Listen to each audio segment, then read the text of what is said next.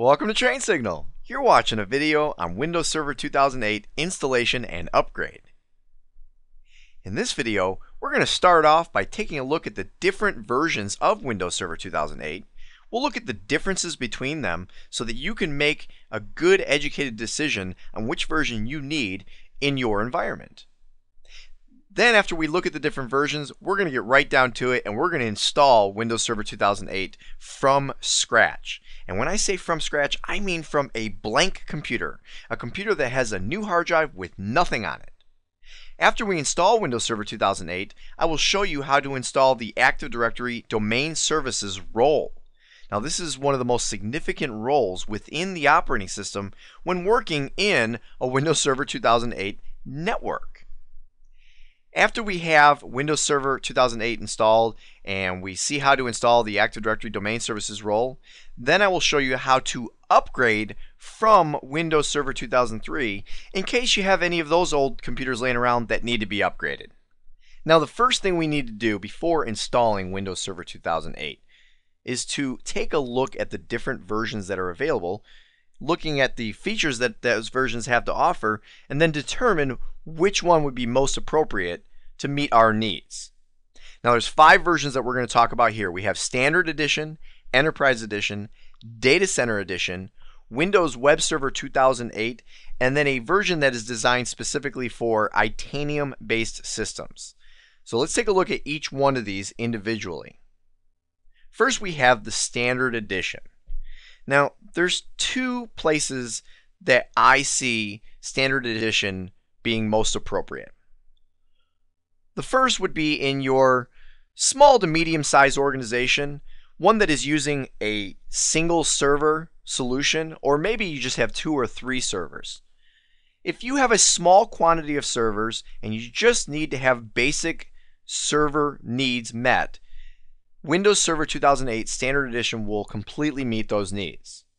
Now the second scenario might be in a larger organization where you just need a simple server to meet a standard networking role. Like maybe you just need a simple DNS server, or maybe you just need a simple DHCP server, or maybe you just need a simple router setup and you want to use one of your servers for that. Well, these are all scenarios where you might use Standard Edition. Now the other thing I want to point out here is that with each one of these editions, there is both a 32-bit and a 64-bit version available, and each one has different memory and processor support. So here, you'll see here that the 32-bit version of Standard Edition can support up to 4 gigabytes of physical RAM, of physical memory, and up to 4 processors using symmetric multiprocessing. The 64-bit version supports the same 4 processors, but you'll see here that it gives you up to 32 gigabytes of physical RAM capabilities. And that's fairly significant, the difference between 4 gigabytes and 32 gigabytes of RAM. So that is one thing you want to keep in mind as well when determining which edition you want to use. Even though you may decide, well, Standard Edition does it for me, do you have a computer that only needs 4 gigabytes, or do you need more memory support? Now the next version I want to talk to you about is Enterprise Edition. This version is designed to meet the needs of larger organizations, and I'll tell you what, the main reason why is because it provides all the features and all the functionality that Standard Edition does, but it now adds failover clustering, which means you can have much more reliability of your high-end resources. Another feature is that it also provides ADFS, Active Directory Federation Services. This is so that you can have interoperability between your Active Directory environment and another company's environment. You can actually share resources between 2 or more organizations in a secure fashion. Now this is stuff that we're going to talk about later on in this course. We'll get into the specifics about failover clustering. But again, let's take a look here. The 32-bit version has support for up to 64 gigabytes of RAM and up to 8 processors, while the 64-bit version can support, and get this, up to 2 terabytes of RAM. Most people are not even aware of where you could find a computer that would support 2 terabytes of RAM. But if you do, Windows Server 2008 Enterprise Edition will support it. And again, we can support 8 processors. Now we get into Data Center Edition. Data Center Edition is designed to meet the needs of very large organizational needs. It has everything that we have talked about in both Standard and Enterprise Edition. So we have failover clustering and ADFS, and we have all the things that we have in those other lower versions. But we also now have a version of Windows Server 2008 that comes with unlimited virtualization rights. Now, again, we'll talk in more detail about virtualization and what that is and what that means later on in this course. But the unlimited virtualization rights basically means that you can install an unlimited number of pretty much any edition of Windows Server 2008 in a virtual machine by simply licensing Data Center Edition. Now, I know that sounds a little bit confusing right now because we haven't really talked about virtualization, but basically you can create these virtual machines, many virtual machines that run on a single machine, and you don't have to individually license those machines. If you have gone out and spent the money on Data Center Edition, you can create all the virtual machines you want. So this will make a lot more sense when we get into the virtualization video. Now, one thing you also need to know about Data Center Edition is that it can only be purchased OEM. What that means is you can't go down to your local store and just grab Data Center Edition off the shelf. You can do that with Standard Edition and Enterprise Edition, but not Data Center Edition. Data Center Edition is a big deal. The only way you can get it is by purchasing it from some of the larger hardware manufacturers, Dell, Hewlett-Packard, companies like that, who take the time to already have the system pre-installed and tested, and that way you know that all the hardware is going to have drivers and is going to be fully functional with this edition. And that is significant when you get to this type of large organizational needs. Now, speaking of large organizational needs, check this out. The 32-bit version supports, even that old 32-bit version, supports up to 64 gigabytes of physical RAM and up to 32 processors. Now, with today's processors, I mean, if you picture, processors that are functioning now at what, 2, 3, 4 gigahertz, and you multiply that by 32, imagine the power you would have in this machine. And if you think that's powerful, look at the 64-bit version. Now you can have up to 2 terabytes of RAM and up to 64 processors. So that's kind of the big deal with Data Center Edition, is it really comes down to if you have super high-end memory and processing needs, that's when you're going to go to your Data Center Edition. Now, taking a step back, matter of fact, taking a step all the way back from Data Center Edition, going all the way down to Windows Web Server 2008. Windows Web Server 2008 is designed to function specifically as a single-purpose web server, meaning it is exactly what it says it is. It's designed to be a web server, and that's it. You can't install Active Directory on Windows Web Server 2008. You're very limited in the roles that you can install on Windows Web Server 2008. This particular product, or I should say this particular version, was designed for companies that have the need to put together a web farm. You need to have a cluster of web servers. Now, this version has a 32-bit version that supports 4 gig of RAM and 4 processors, and a 64-bit version that supports 32 gigabytes of RAM and up to 4 processors. Essentially the same as what we saw with Standard Edition, but now stripped down as far as functionality. The good news is Windows Web Server 2008 costs less, and that's the idea behind it. The last version here is a version that's great for Itanium-based systems. It is designed to be used strictly with the Intel Itanium 64-bit processing systems. Okay, you can't veer away from that. Now, this is a specialized 64-bit processor that's more advanced than the regular 64-bit processors that are out there. Now, one quick note, because it is a specific 64-bit processor, there's no 32-bit version.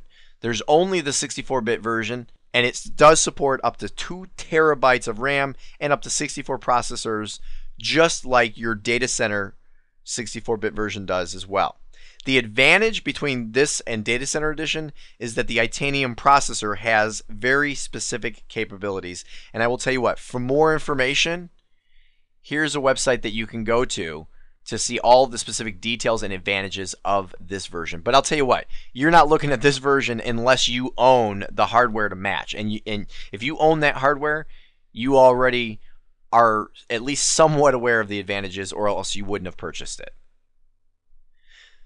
So these are all the different versions that are available to you. And again, for more information, I have a URL listed here, which will give you an overview of all the editions, as well as links to specific details about the individual editions. Now, one other comment that I will tell you before we go on is that in your given environment, you may not explicitly use one version. As I mentioned back when we were talking about Standard Edition, you may be in a larger environment where you have Enterprise Edition needs, but you might have individual servers that will have isolated needs in which Standard Edition is fully acceptable, and you may want to save the money from just purchasing Enterprise Edition across the board. Okay, so understand that there may be some mixing and matching going on in any given organization or any given environment, but you should know the basic idea. And just to kind of recap, the basic idea is Standard Edition is for when you have a low quantity of servers, very basic needs. Enterprise Edition when you have an increasing amount of servers and you have clustering needs. Data Center Edition for when you have super high-end memory and processing needs. Windows Web Server 2008 specifically for web server needs. And Itanium-based system when you have, hey, you figured it, Itanium-based systems. All right, well, now that we know about the different versions of Windows Server 2008, let's go learn how to do this. Now, there's a very good chance that you have installed Windows Server 2008 before, and that's fine. I'm going to take you through a real basic walkthrough on how to do it. But I will tell you, if you haven't done it before, if you've never installed Windows Server 2008 before, even though it's very simple to do, I strongly recommend that you do it. That when you're learning how to do this stuff, just go do it. Doing it once will give you that confidence when you have to go out there and do it in a production environment. After we install Windows Server 2008, I'll show you how to install the Active Directory Domain Services role, and we will do so specifically setting up our forest root domain controller. Now I'll explain a couple of those terms to you a little bit later in this course, but the forest root is the very first domain controller that you would install in really any given Windows Server 2008 network. Now after we set up our first server, including installing Active Directory, I will then show you how to upgrade an old Windows Server 2003 server to Windows Server 2008. So let's go ahead and get started on that now.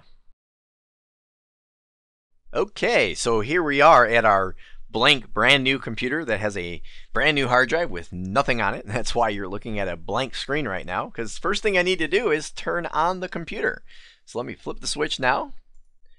Okay, I have turned on the computer, and I'll tell you what, while we wait for the computer to boot, I want to tell you that there are two things that I've already done to this computer, and if you're trying to follow along, make sure you do this as well. The two things that I've done is, number one, I've already put my Windows Server 2008 DVD in the DVD drive. The second thing that I've done is that I've set this computer's BIOS to start up off the DVD drive.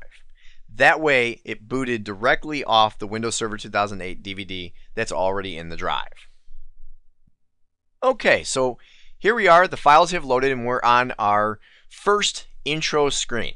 And you'll see here that there's just some basic information about what language and country you're installing from. And in my case, I speak English and I am installing in the United States. So everything is already set. So I'm going to go ahead and click on Next. And you'll see here that there's not a whole lot to know here. There's not a whole lot of options. Here we have what to know before installing Windows, where it'll go through the Windows Server 2008 minimum requirements and things like that. And then also, if this was a repair that we were trying to do as opposed to a fresh installation, we would have some repair options. Now, this is a link that we'll take a look at later on when we talk about backup and recovery. But for right now, we just want this option right here, Install Now. So let me click that. And you'll see here that we get a please wait, because what it's doing is it's going through a process of loading the rest of the files that are needed to install the operating system. Now, I will tell you, most of the installation process will be a matter of clicking a couple of next buttons and making a couple of brief selections, one of which we have right here, and then mostly just a whole lot of waiting. So anyway, the first thing we have here is we have to choose what version we want to install. And you'll see the three choices that I have are Standard, Enterprise, and Data Center, either as a full installation or as a Server Core installation. Now, Server Core is a stripped down version of Windows Server 2008, which again we will talk about a little bit later on in this course. So we're going to look at the full installation options right now, and you'll notice over here the architecture is x86, and that means that I'm running the 32-bit version of this operating system. Whether you have the 32-bit or the 64-bit, if you're trying to follow along, really doesn't matter. It's just that right here you'll see it'll be 64-bit instead of x86. Now, as far as picking which version, I'm going to select the Enterprise Edition, and the reason why is because we are actually working in a fairly large environment. The Global Mantix Corporation is worldwide, and we are going to have clustering needs. So I'm going to go ahead and select the Enterprise Edition.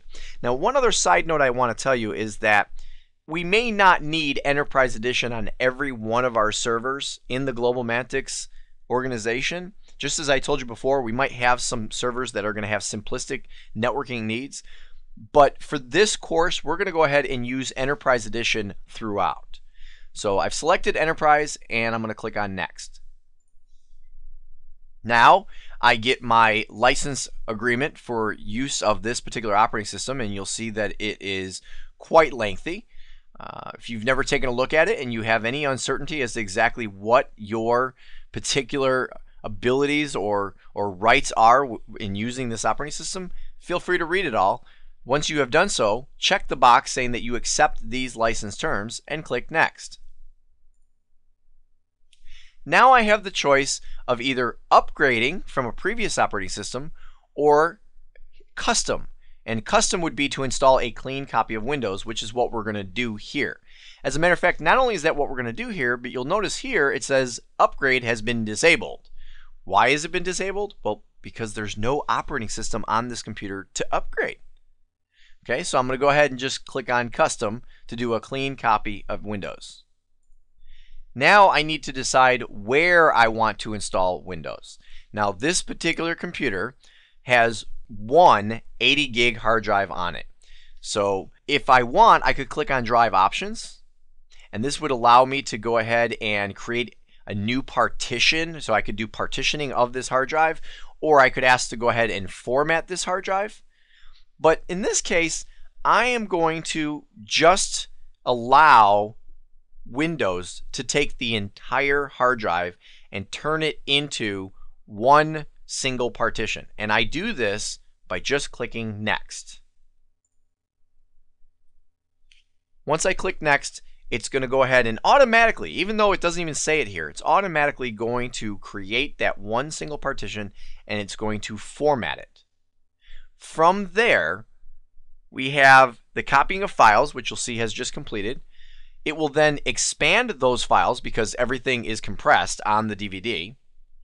Then it will go through and install all the features and updates, and we'll see that we have some options in completing the installation. Now, this is definitely one of those wait periods that I was talking about. So what I'm going to do is I'm going to go ahead and pause the video, and if you're following along, please pause the video as well.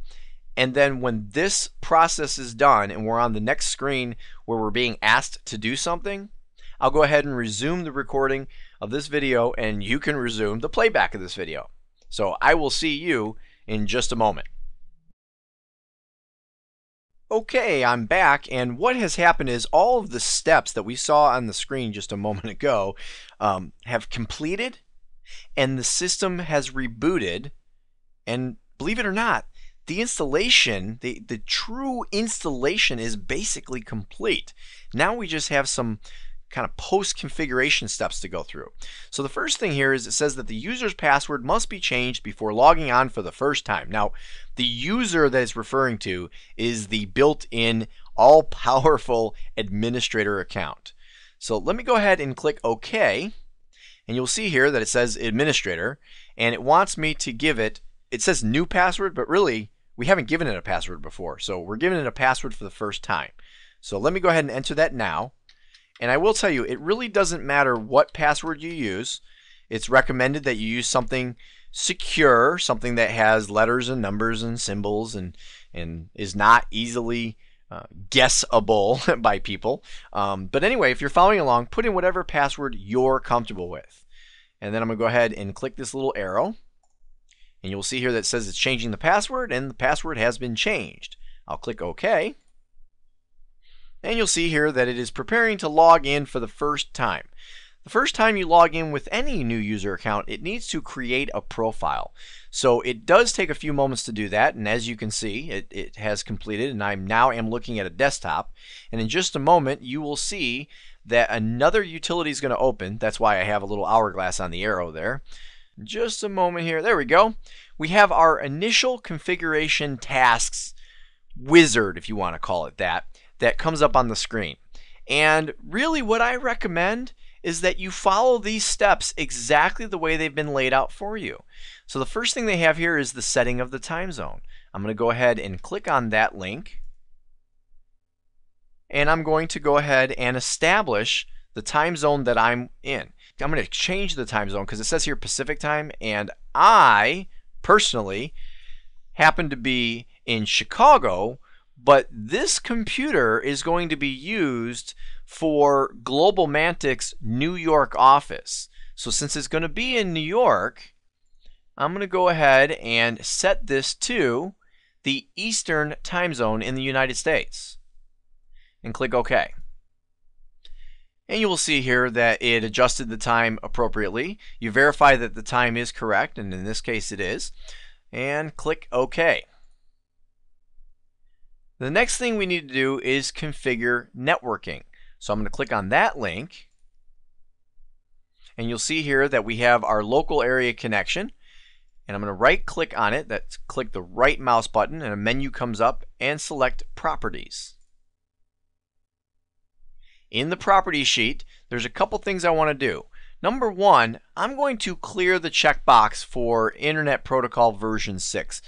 We're not going to use IP version 6 in this network right now. Most of today's networks are still not using IP version 6. So for right now, we're going to focus on IP version 4. I'm going to highlight IP version 4 by clicking on the words over here and then click Properties.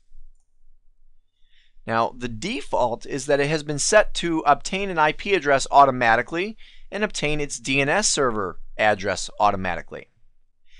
I don't want this particular server to be receiving its IP address automatically because it's going to be a server of great significance. This is going to be the forest root domain controller when we're done. So I'm going to click the button to use a specific IP address.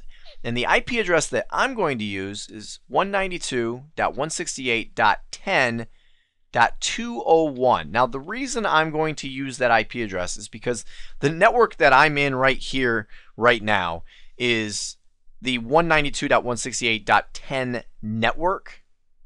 And I've already determined an IP addressing scheme for my computers. And in this case, my servers are going to all be 201 through, well, as far as we need to go, but probably no more than 201 through 210. We're probably not going to need more than those 10 servers. If we do, we'll say 201 through 220. This is something that you should do. You should determine that your servers will be in a certain range, your clients will be in a certain range, things like that.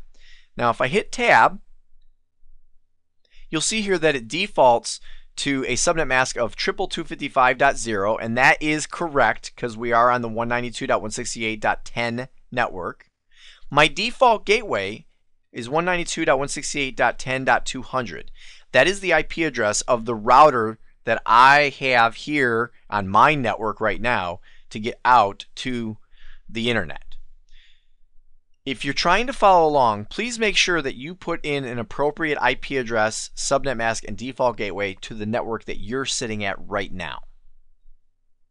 Now, as far as preferred DNS server goes, I'm going to go ahead and put in myself. I'm going to put in my own IP address and point to myself for DNS needs. And the reason why is because in just a few moments we are going to install the Active Directory Domain Services role, and as part of that it will automatically install and configure the DNS server role, which is a requirement for Active Directory. So for right now, put in a valid IP address in your network, a valid subnet mask, the default gateway if you want to be able to get out to other networks or out to the internet.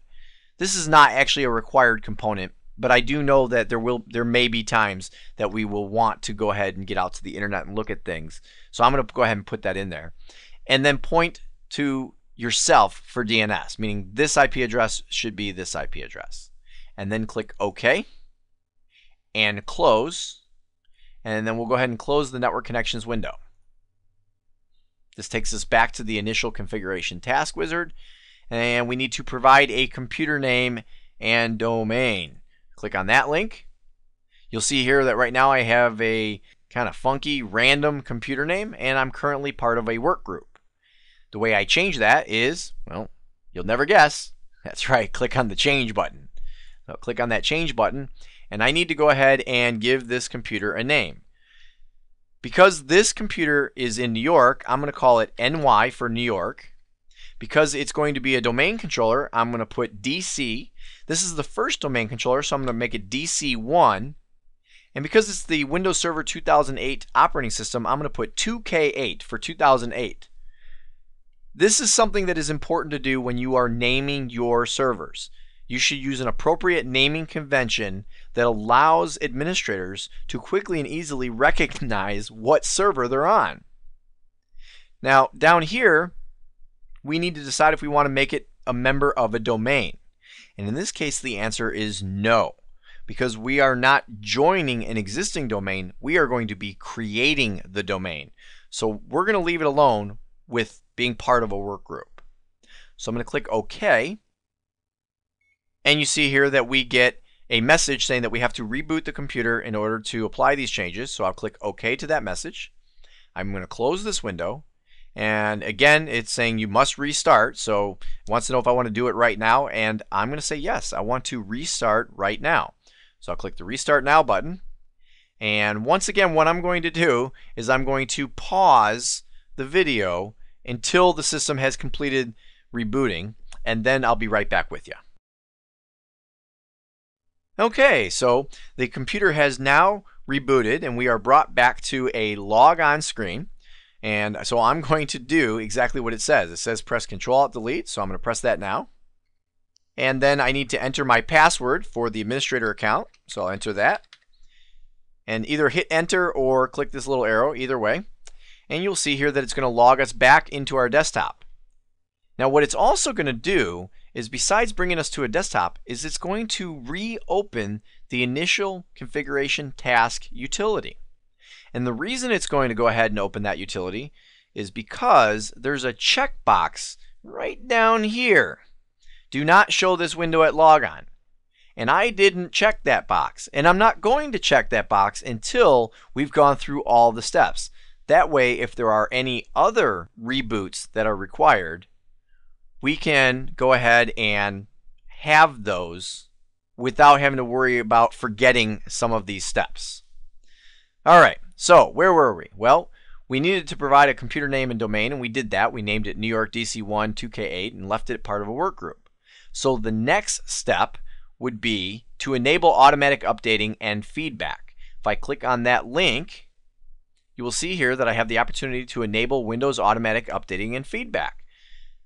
this is really just enabling automatic updates. And if you want this server to automatically receive its updates and not have to manually go out there and do it, then enable it. So I'm going to click the link to enable this. Now the next step is to download and install updates. Now here's what I want to tell you. It is very important that you do indeed download and install updates before you put this server into production. And the reason why is because there are many security related updates that I'm sure have already come out from the time that this DVD was originally pressed, which I don't know if you remember, but it said January 2008 is when this DVD was pressed, and now. But here's what I need to tell you. I can't do this yet. And the reason I can't do this yet is because I don't have internet access on this computer yet. And the reason why is because I'm pointing to myself for DNS, and I'm not a DNS server. So I'm going to actually skip this step until after I have become a DNS server, and we will come back to this step. So from there, we go to the next step, which is to add roles. And this is where we're going to go in and install the Active Directory Domain Services role, which, as I mentioned before, is going to also install the DNS server role. So let me go ahead and click on that link now.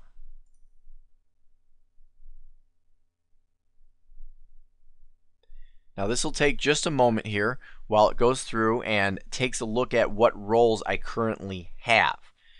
Now I'm going to show you a little bit later how you would install roles after the fact if you weren't using the initial configuration task utility. But in this case, it takes us right into the Add Roles wizard, and it starts off by saying, hey, before you do this, there's some things you should do first, and that is the administrator account should have a strong password. All right, I've already done that. Network settings such as static IP addresses are configured. Yep, did that too. And the latest security updates are installed. I have not done that, but again, remember, that's because I don't have the ability to do so yet. So although it is a great recommendation, it's impossible for this scenario right now. Now I'm going to skip this page by default because I understand those requirements and I don't need to see this every time I'm adding a new role. So I'm going to go ahead and click on Next. And now I'm going to select the Active Directory Domain Services role. This is what's going to go ahead and get Active Directory up and running on my network. I'm going to click Next. Here's an introduction into Active Directory Domain Services, what it's all about, some additional notes you should understand about the installation before you do it. And I'm going to go ahead and click on Next. And here you get a confirmation screen that this is what you're about to do. You're about to go ahead and basically you're going to install what's called the Active Directory Domain Services binaries, which is just making sure that the tools that are needed, everything that's needed, are put onto this computer. And then it's going to run a utility called DC Promo, which stands for Domain Controller Promotion, meaning we're going to promote this machine to a domain controller, which will take us into an additional little wizard. So let me go ahead and click Install, and you will see here that we are again looking at the waiting game. We're just going to wait for this bar to go across the screen, and the Active Directory Domain Services will then be installed. So as I had done before, I'm going to go ahead and pause the video, and I'll be right back with you as soon as it's complete. The bar has gone across the screen, and as you can see here, it says that the Active Directory Domain Services installation has succeeded. Now down here, it goes on to say that from there we have to run the DC Promo executable to really get a fully functional domain controller. So you'll see here there's a link for the closing of this wizard and launching the DC Promo utility. So I'm going to click that link now. When I do that, you'll see here that that window closed, and now I have the Active Directory Domain Services installation wizard. I'm going to go ahead and click on Next through the welcome screen. And you get a little message here about operating system compatibility and things that will and won't work if you go all the way back to the days of Windows NT 4. I'm going to click on Next. Here you'll see that we need to choose a configuration. Are we going to be joining an existing forest, or are we creating a new domain in a new forest, and that's what we're doing. This is the beginning of a brand new forest. Now, don't worry if some of the terminology that you see in this wizard is confusing. If you have not studied Active Directory before watching this video, later on in this course, I'm going to go through the Active Directory terminology and make sure that you fully understand it. So I'm going to go ahead and make that my selection and click on Next. Now I need to give the forest a name. And the name of our forest is going to be globomantics.com. That is the name of the forest for the GlobalMantics network. And then click on Next. You will see here that it checks to see if this name is already in use. Once it realizes that it's not, it verifies that the NetBIOS name, which would just be GlobalMantics, is not in use. It's not. You'll see everything went through just fine. The next thing I need to do is determine a forest functional level. Now this specifically has to do with what other operating systems you may be running domain controllers on.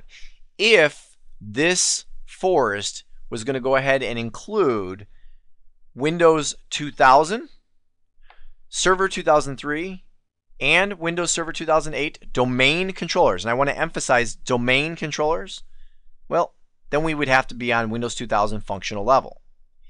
If, however, we only have Server 2003 and Windows Server 2008 domain controllers running, then we could select the Windows Server 2003 functional level. And if we are going to be using Windows Server 2008 domain controllers exclusively, which, by the way, that's what we will be doing here, we'll be using Windows Server 2008 exclusively, then we can put it to the Windows Server 2008 functional level. Now you might be thinking to yourself, well, what if you're not sure, or what if, what's the harm in just leaving it at Windows 2000? Well, although this provides for backward compatibility to those older operating systems, along with that backward compatibility is a loss of certain features that are only understood by Windows Server 2008.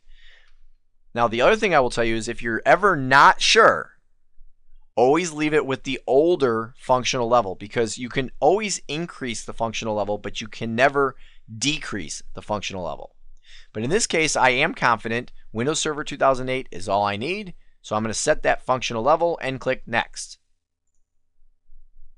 Now it examined the DNS configuration, and what it realized is that we might need DNS to support Active Directory, and it might be a good idea to go ahead and make this machine a DNS server to support that. And that's why I had you point the DNS server to the same IP address as this machine, is because I knew we were going to do this.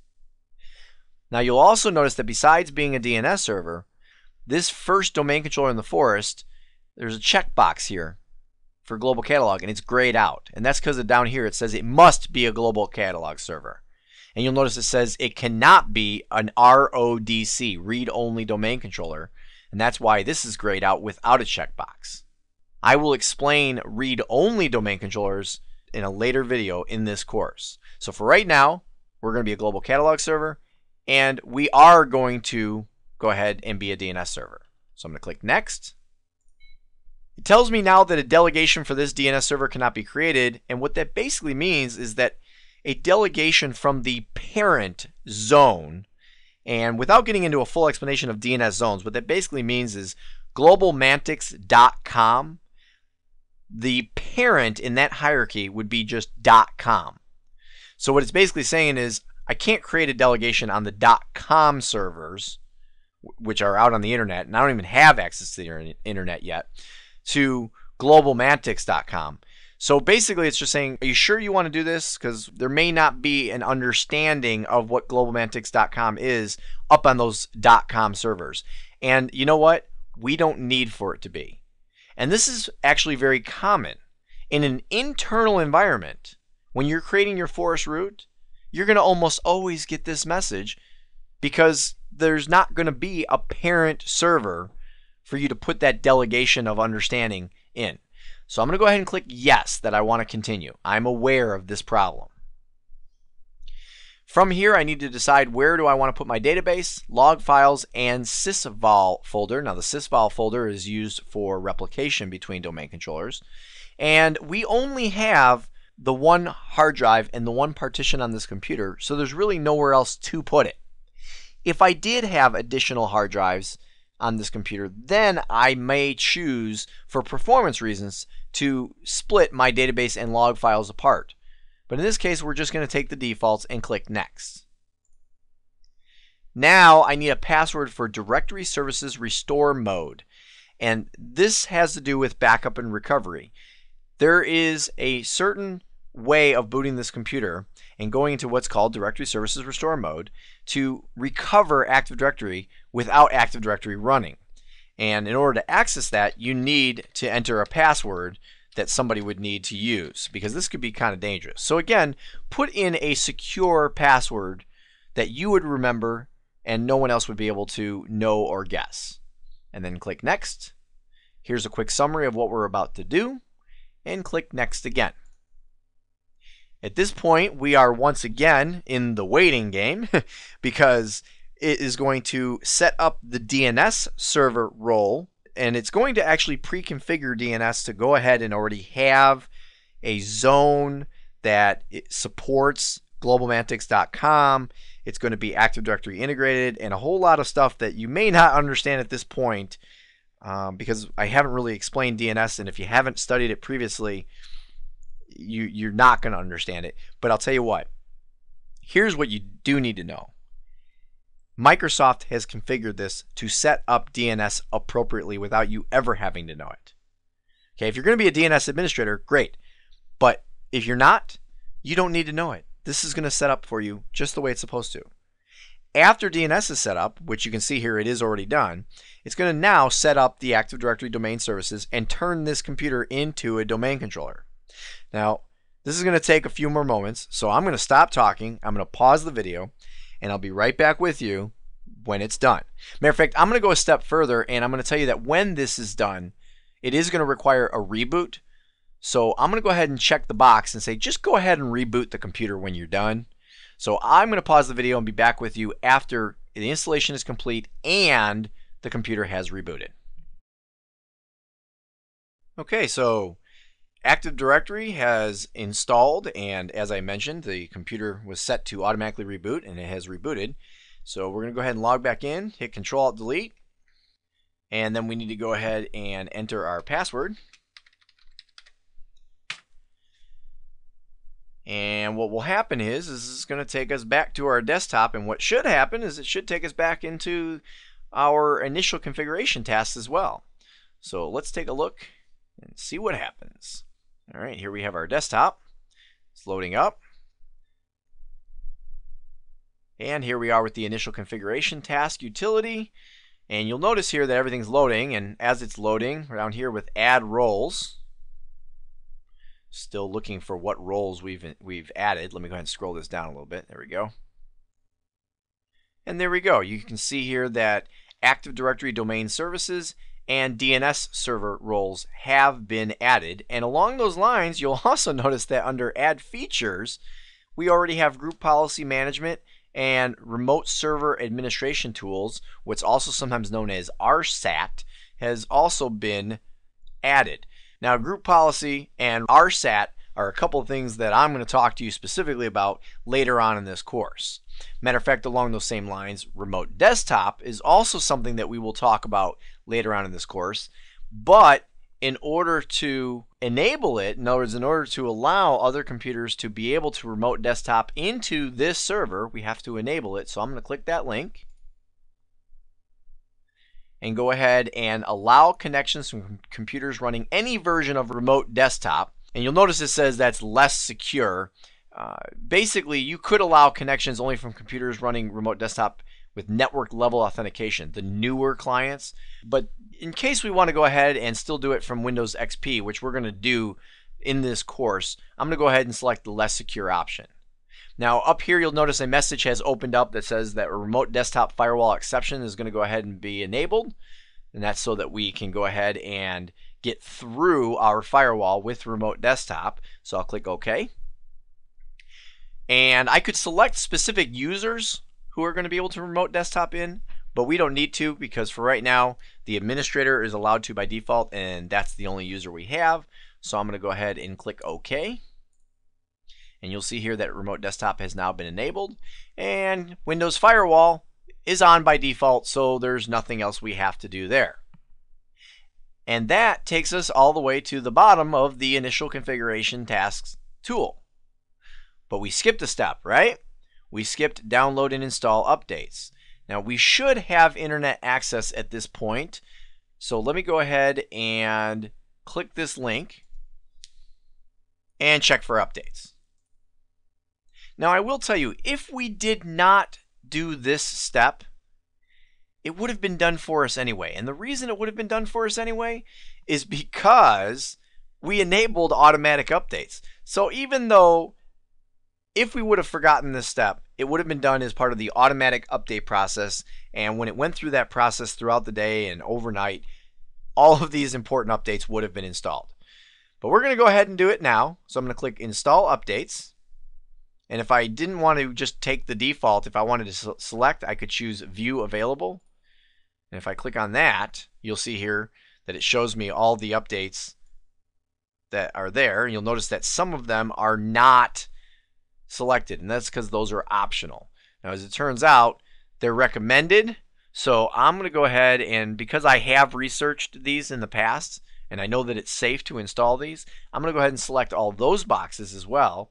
And then here we have the update for the Windows Server 2008 Server Manager, and I'm going to go ahead and select that one as well. And now I'm going to click Install. So now I'm getting not only the required updates, but the optional updates as well.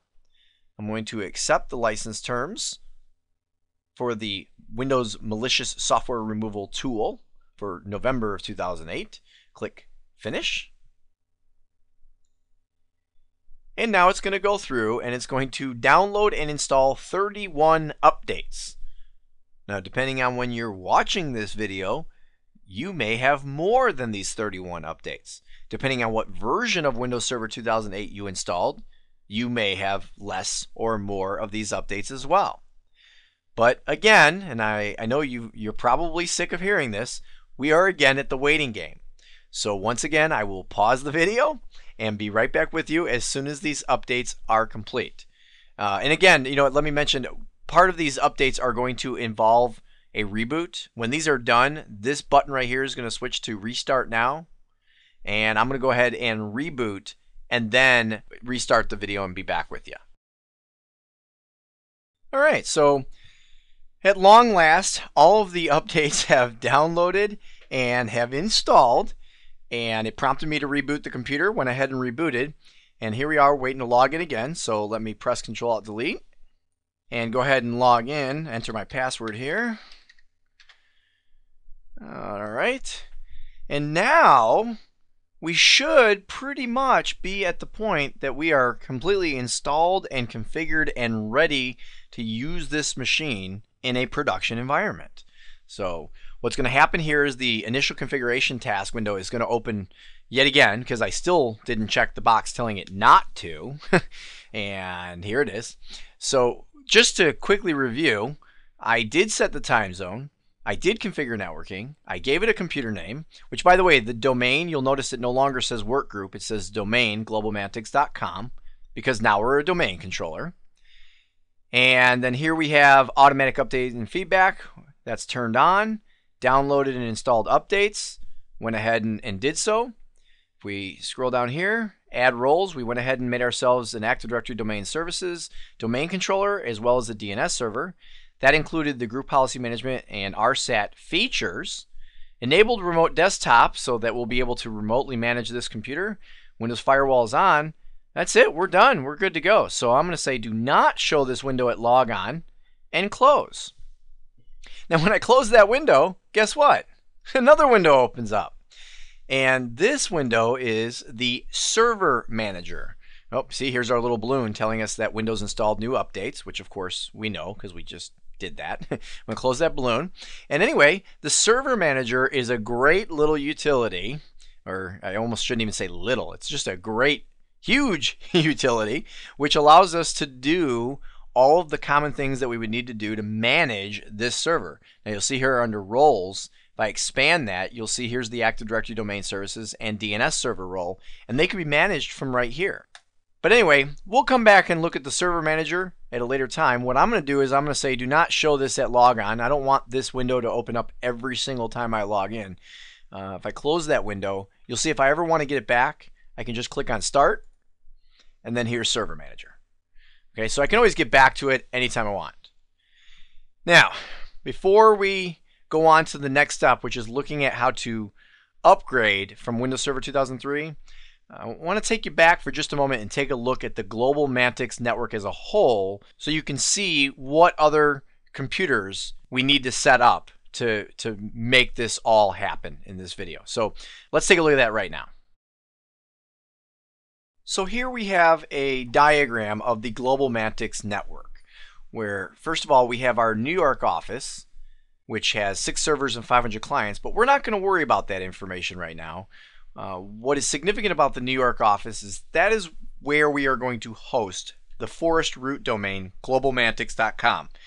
That's why the server we just created was called New York DC1, because that's where our corporate headquarters is and that's where the forest root's going to be. But then we have the Chicago office, and really the Chicago and the Dallas office, where we are going to be hosting the NA, which stands for North America, .globalmantix.com domain, and this will be a child domain within our forest. And then we have the Tokyo office, which is going to host the Asia.globalmantix.com domain. Now let me see if I can make this picture just a little bit easier to understand. Here you go. This is what the Global Mantix forest looks like. We have the globalmantix.com forest root up here in New York. We've got North America down here between Chicago and Dallas, and then we've got Asia over here in Tokyo. Now, in order to do what I'm doing here and in order to follow along with the rest of this course, it's significant that you follow all the same instructions we've gone through in this video with installing Server 2008 and installing Active Directory to go ahead and set up at least one domain controller in Chicago. We don't necessarily have to have one in Dallas. We just have to have one for the North America or na.globalmantix.com domain. And we need to set up one in Tokyo for the asia.globalmantix.com domain. I have those set up here.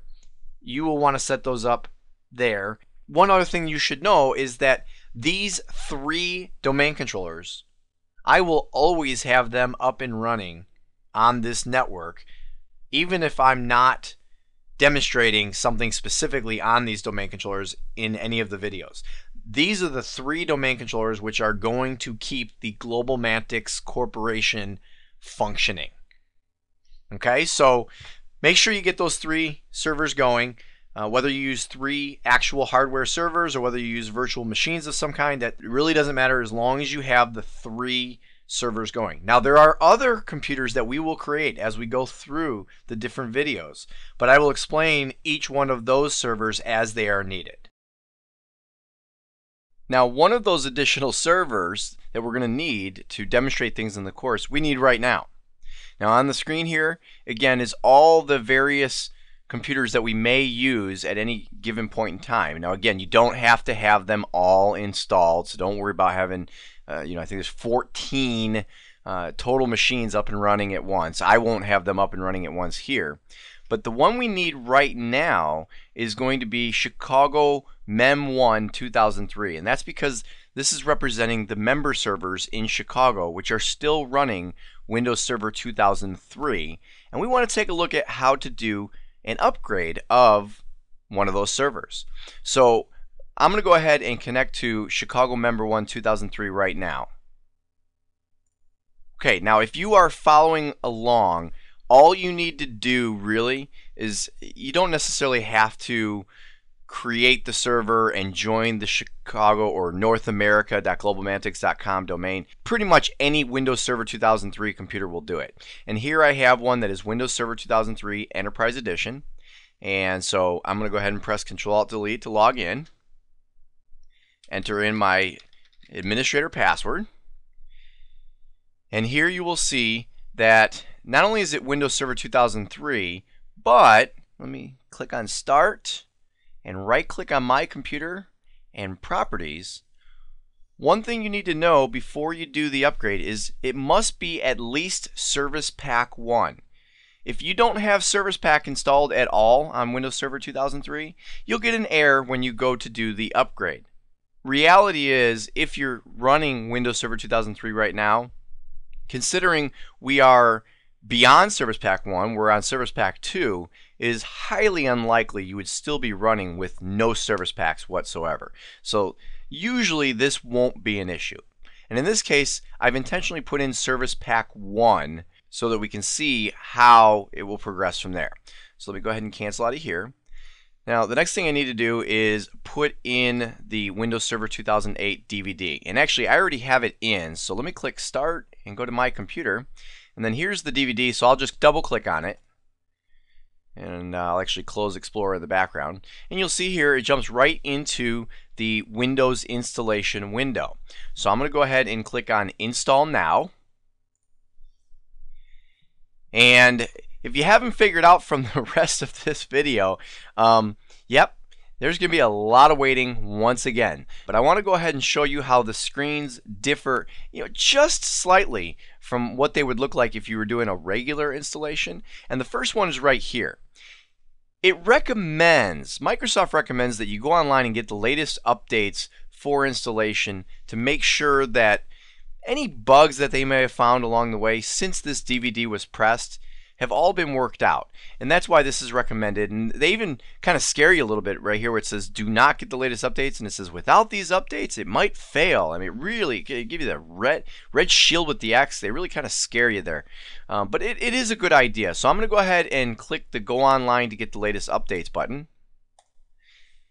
And then here it's going to go through, and this will take just a few moments while it will search, and then it should locate a couple of updates that they've had. And it's very minimal. I want to say at this point in time, I think there's one like 800 kilobyte update that it's going to find, and then it will go ahead and take us to the actual installation. So I'm going to go ahead and pause the video, and I'll come right back as soon as it's done finding these updates. Okay, as you can see there, it found an update, and now the installation is restarting, and now it's going to take us into the full-blown installation like we've seen before. So we'll take just a moment here, and there we go. Now it takes us into the selection of what version we want to install. So we're going to go ahead and we're going to pick Enterprise Edition, just as we have in the past. But actually, to go a step further, this version of Windows Server 2003 was also Enterprise Edition, and Enterprise Edition Server 2003, you typically want to keep it at the same level when you go to Server 2008. There are some instances that you don't have to stick the same, like as for instance if it was Standard Edition of Server 2003, you could upgrade to Enterprise Edition Server 2008. But generally, whatever you were using in Server 2003, you're going to stick with the same in Server 2008. So anyway, I'm going to pick Enterprise Full Installation, click Next. And now here we have our license agreement, so I will accept the terms, click Next. And now I get the choice, do I want to do a clean install, which really at that point, I could have just done by booting off the DVD and not going through all the steps we've already done. So obviously we want to upgrade. So I'm going to go ahead and click that right now. And here you get a little warning about a compatibility report, and it goes on to tell you that all of your hardware and software, you're really going to want to check and make sure it's supported, because that could be a real problem. You may have hardware that was fully supported by Server 2003 and there aren't drivers yet for Server 2008. And you may have applications that were written for Windows Server 2003, and maybe that developer doesn't exist anymore, isn't updating their product anymore, and won't be compatible with Server 2008. So these are things you want to take into consideration. Now if I scroll down here, you will see here that it does find a potential issue. Okay, and you'll notice it says you can still upgrade, but you might have some issues. And the issues are, it says here, other devices, multimedia audio controller. Now basically that's the sound card that's in my computer, which you'll notice because it says other devices, we didn't even have the drivers for Windows Server 2003, and that's why it's recognizing a problem, because it looks like we're not going to have the drivers for Server 2008 either. So anyway, we're not worried about the sound card for right now, but I will tell you, if this was a production machine and there was any hardware that showed up here as a potential issue, I'd probably want to stop what I was doing right now, research as to whether there are any drivers or not, and figure out whether I want to replace the hardware or what I want to do. But for right now, I'm going to go ahead and click Next. And we're on our way, upgrading Windows. You'll notice it says that's all we need right now. Your computer will reboot a few times. It's going to copy files, gather, expand, install, and complete the process. You'll notice right here it says it may take several hours to complete. So rather than having you sit and stare at this screen with me for the next few hours, I don't actually believe it'll take a few hours. Depending on the hardware you have, it's probably going to take closer to 20 to 30 minutes. But anyway, I'm going to go ahead and pause the video once again, and I'll be back with you after these steps have completed. Okay, well, all of the upgrade installation procedures have completed. We've gone through our multiple reboots, and we're sitting at a logon screen. So let's go ahead and press Control-Alt-Delete, enter our administrator password. Let's go ahead and log in. So, well, here you'll notice the first time we log back in the desktop, it's finding the multimedia audio controller that, oh, there it goes. Let me pop that back up on the screen. That it said we were going to have a problem with before because it couldn't find the drivers. So I'm going to go ahead and for right now, I'm going to cancel out of this message. Again, in a production environment, you definitely want to address that. You either want to get the audio controller out, disable it, or get the appropriate drivers. But outside of that, it took us into our server manager, which always opens by default when we log in, unless of course we check the box saying don't show me this console at login. So I'll go ahead and do that and close out of the server manager, and that's pretty much it. We have now upgraded from Windows Server 2003 to Windows Server 2008. Okay, so now that we have completed an upgrade from Windows Server 2003, let's go over a couple of points to make sure that we remember. First of all, the upgrade must be done from within the operating system. You can't boot off of a Windows Server 2008 DVD and select upgrade. It will always be disabled. So it must be done from within the Windows Server 2003 operating system. Now, the second bullet point here says you can only upgrade to the same version or higher. Well, that's kind of true, and I mentioned that while we were doing the upgrade. As a for instance, if you presently have Standard Edition of Windows Server 2003, you can only go to Standard Edition 2008 or Enterprise Edition 2008. If you are running Enterprise Edition, well then you can only do Enterprise Edition. Now I know you might be thinking, well, wait a minute, what about some of those other versions like Data Center Edition or Windows Web Server? Well, those two particular versions have to be upgraded directly to the same version. So Data Center Edition of Windows Server 2003 must go to Data Center Edition of Windows Server 2008. And Web Edition of Server 2003 must go to Web Server 2008. So yes, it's kind of true you can only upgrade to the same or higher, but really the only one that can go to a higher version would be Standard Edition.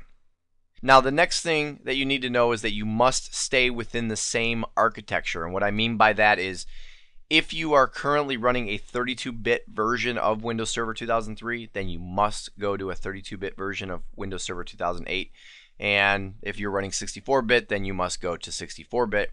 You cannot upgrade from one to the other unless, and here's the thing, here's kind of the kicker to all of this. The last bullet point I have on the screen right now says upgrade can be done either in place or through migration.